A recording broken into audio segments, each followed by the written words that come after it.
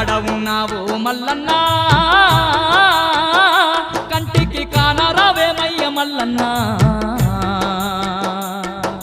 శ్రీశైల శిఖరాన కొలువు తీరిన వాని పిల్ల పాపలతోని వస్తున్నామయ్యా శ్రీశైల శిఖరాన కొలువు తీరిన వాని పిల్ల పాపలతోని వస్తున్నామయ్యా శ్రీశైల శిఖరాన కొలువు తీరిన వాని పిల్ల పాపలతోని వస్తున్నామయ్యా యాడ ఉన్నావో మల్లన్నా